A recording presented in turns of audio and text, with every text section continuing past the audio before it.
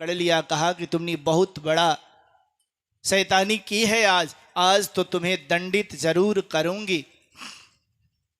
ऐसा जसोदा मैया ने कहा और रस्सी लाई और रस्सी ला करके बालकृष्ण को बांधने लगी।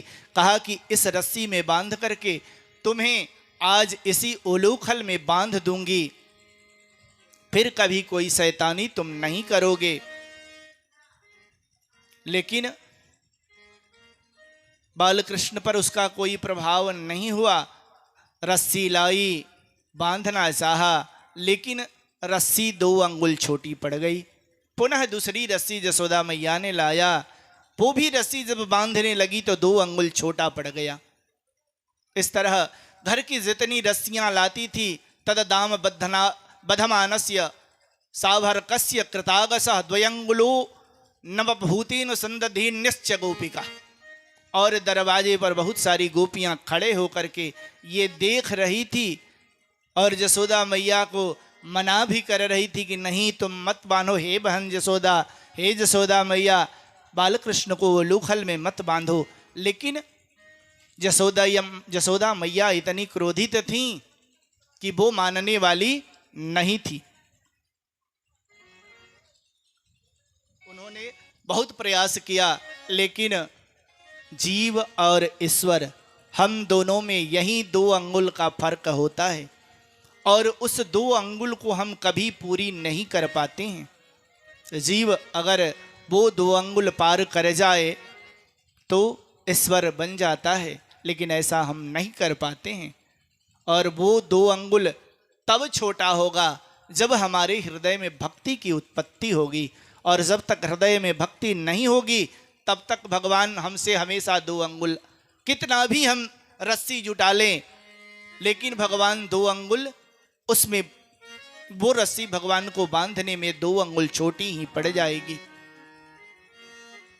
बहुत प्रयास किया, थक गई।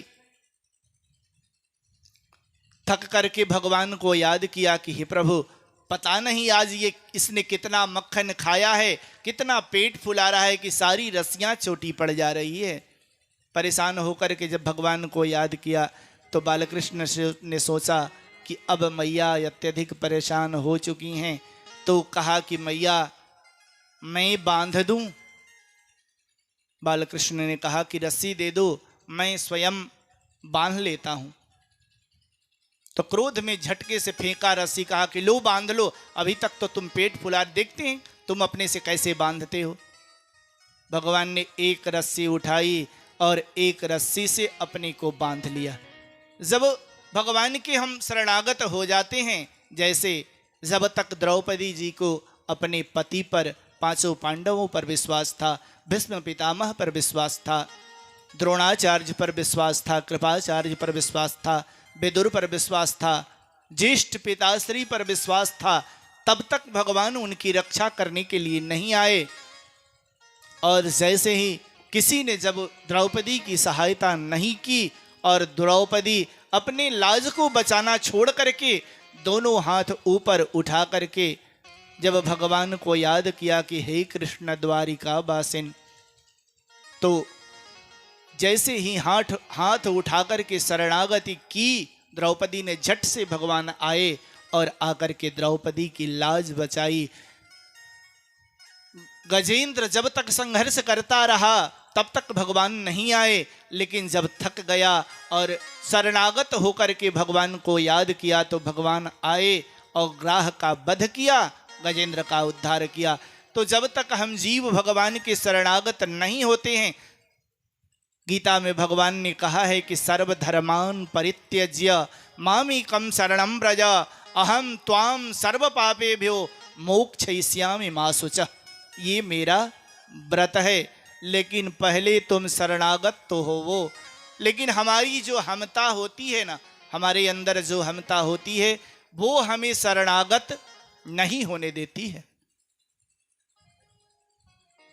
हम शरणागत नहीं होते हैं, इसलिए वो ईश्वर हमसे 2 अंगुल हमेशा ऊपर रहता है। हमारी रस्सी 2 अंगुल, हमारी प्रेम की जो रस्सी है उसमें भक्ति नहीं है। अगर प्रेम की रस्सी, भगवान के प्रति आस्था की रस्सी में अगर भक्ति समाहित कर दिया जाए तो भगवान उससे बसीभूत होकर के, भक्ति से बसीभूत होकर के स्वयं बंध जाते हैं। लेकिन जब तक हमारे अंदर हम की भावना रहती है, यशोदा मैया के अंदर जब तक था कि घर से सारी रस्सियां लाकर के आज मैं इसे बांधूंगी तो बांधूंगी, तो जब तक अहमता थी तब तक भगवान नहीं बने। और जैसे ही यशोदा मैया ने शरणागत किया, भगवान को याद किया, ठाकुर जी ने रस्सी लेकर के खुद अपने बंध गए और कहा कि लो मैया हमने रस्सी बांध दी। बोल बाल कृष्ण लाल की जय। और उस रस्सी को यशोदा मैया ने ओलूखल में बांध दिया। अभी क्रोध में ही थी, कही कि ठीक है अब तुम इसी रस्सी में आज दिन भर तुम बंधे रहोगे, तुम्हें कोई खोलेगा नहीं। और जमुना जी जल लेने चली गई। तो इसमें भी भगवान के कुछ लीला समाहित है। भगवान की लीला ही थी वो ओखल में बंधना। ओखल में बंधा तो भगवान ने जमलार्जुन का उद्धार किया। वहां से खींचते खींचते दरवाजे के बाहर बालकृष्ण आए। यशोदा मैया जमुना जी जल लेने चली गई थी। बाहर आए और आकर के उनके दरवाजे पर दो जमलार्जुन का वृक्ष था। उस वृक्ष के बीच में, दोनों वृक्षों में उलोखल को फंसाया और बीच से अपने निकल करके हल्का सा एक झटका दिया। धड़ाम से वो जमलार्जुन के वृक्ष धरती पर गिर गए। इतना जोर का आवाज हुआ कि सारे ब्रजवासियों में हल्ला मच गया कि पता नहीं कहाँ क्या हुआ है, कोई कुछ दिखाई नहीं दे रहा है, न आंधी है न तूफान है, कारण क्या है, कोई कारण नहीं समझ सका। इधर वृक्ष गिरा, उसमें से दो दिव्य पुरुष निकले और भगवान को प्रणाम किया। तो भगवान ने उन्हें आशीर्वाद दिया। भगवान से आज्ञा लेकर के वो अपने लोक को प्रस्थान कर गए। तो परीक्षित जी ने प्रश्न किया कि हे ऋषिवर, कथ्यताम भगवान नीतः तयो सापस्य कारणम यदत। नहीं कहा कि आखिर ये दोनों दिव्य पुरुष कौन थे। भगवान सुखदेव जी से परीक्षित जी ने प्रश्न किया तो कहा कि ये कुबेर के दो पुत्र हैं,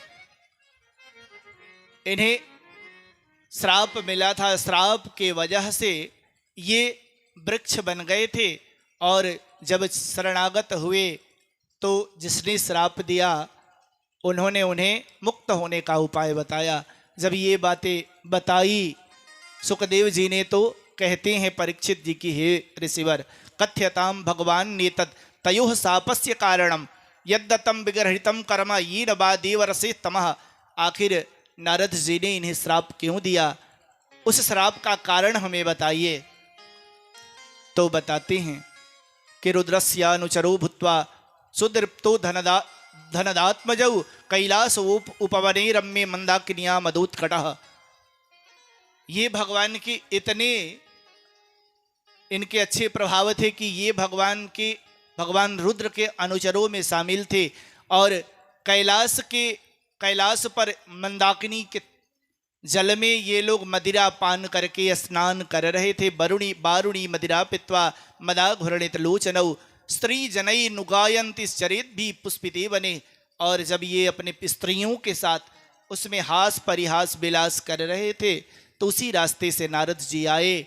और नारद जी आए तो स्त्रियों ने नारद जी को देख करके प्रणाम किया, लेकिन कुबेर के पुत्रों ने नारद जी को प्रणाम नहीं किया। इससे कुपित होकर के नारद जी ने इन्हें श्राप दे दिया कि रे मूर्ख, तुम देवता के पुत्र होकर के भी राक्षसों जैसा व्यवहार करते हो, जड़ बुद्धि जैसे व्यवहार करते हो, अतः हम तुम्हें श्राप देते हैं कि तुम वृक्ष की जोनि को प्राप्त हो जाओ।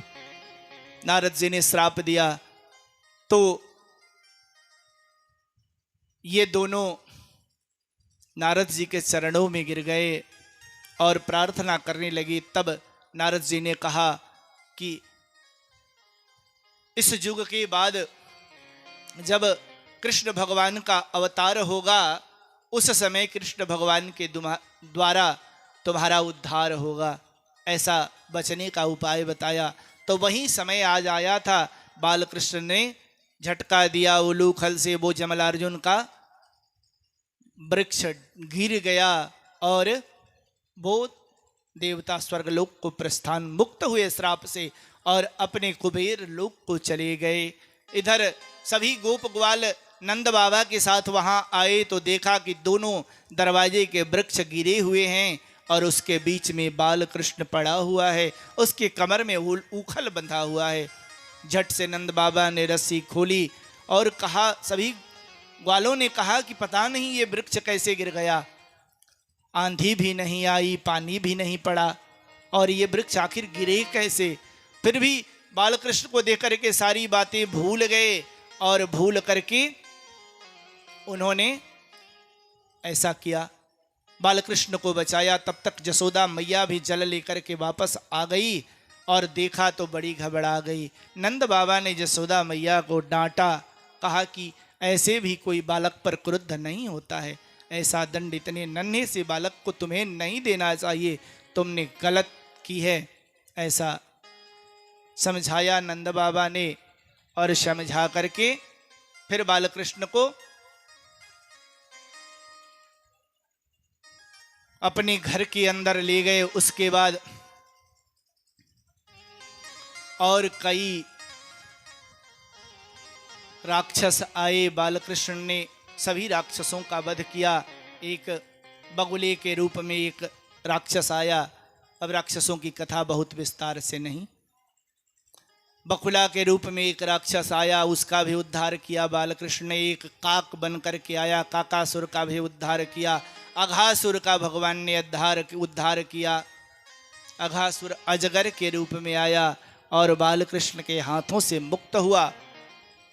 और इसके बाद फिर आगे की कथा बताते हैं। कहते हैं कि एक बार, हे परीक्षित, एक बार बालकृष्ण अपने ग्वाल बालों के साथ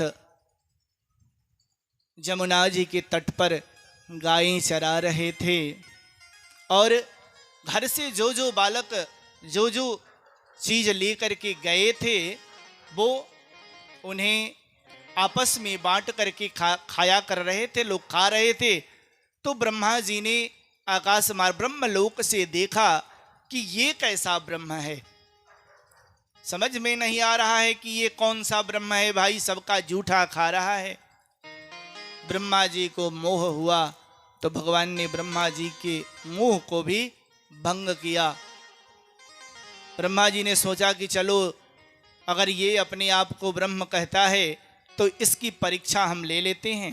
परीक्षा लेने के लिए वो बालकृष्ण के सभी गैयों का हरण कर लिया ब्रह्मा जी ने, और इधर ये लोग अपने में खाने में व्यस्त थे। बालकृष्ण खाने में व्यस्त थे, वो समझ नहीं सके।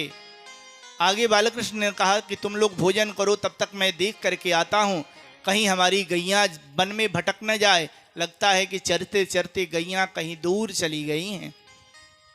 तो ब्रह्मा जी ने तो हरण कर लिया था, बालकृष्ण गए तो कहीं गैया दिखाई नहीं दी। ध्यान से देखा तो देखा कि ब्रह्मा जी ने सारी गैयों का हरण कर लिया है। और वहाँ से वापस जब ब्रह्मा जी वापस बालकृष्ण आए तो यहाँ उनके जितने सखा थे सारे सखा भी अपहरित हो चुके थे, सबको ब्रह्मा जी ने अपहरित कर लिया।